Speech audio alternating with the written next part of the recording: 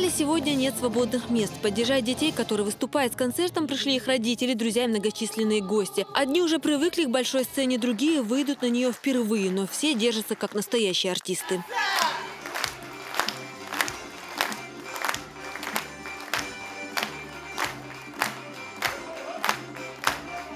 Они танцуют, поют, читают стихи. Международный день инвалидов. Люди с ограниченными физическими возможностями подготовили яркое шоу. Кто-то жестами, кто-то голосом или взглядом. Вместе они смогли достучаться до сердца каждого.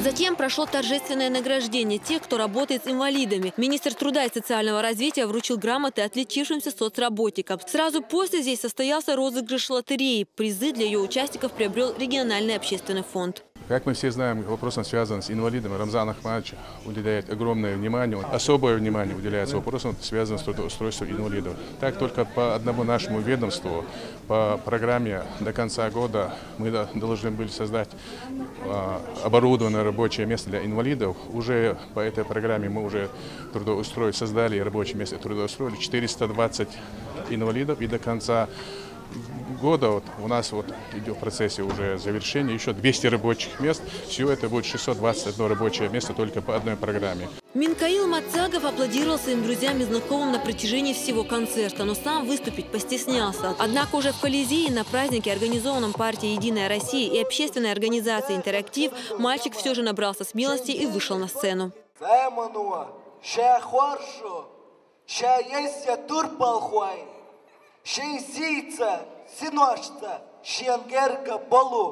Звезды российской и чеченской эстрады не только исполнили популярные и уже полюбившиеся песни, но и выходили на сцену вместе с детьми.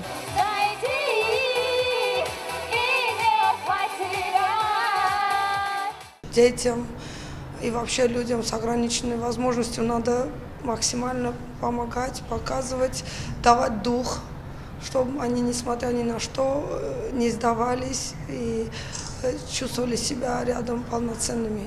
Людям нужны люди.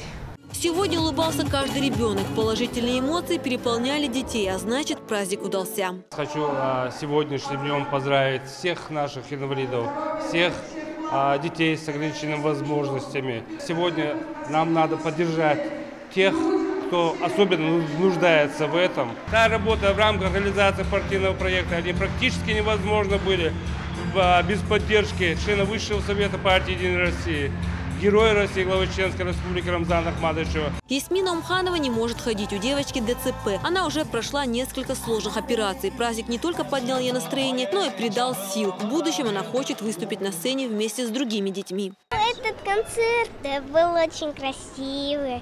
И я хочу поздравить всех детей, пожелать им здоровья, счастья, любви. И хочу поблагодарить Рамзана Ахматовича за то, что он устроил этот концерт. Закончился праздник официальной церемонии награждения. Руководитель регионального отделения партии «Единая Россия» передал специальный подарок для главы региона. От партии «Единая Россия», от ООО «Интерактив» и от всех детей преподнести благодарность и маленький сувенир для главы республики Рамзана Ахматовича Кадырова. Динара Мурадова, Магомед Сулейманов, Булат Баканаев, Джамил Хаджалиев. Новости.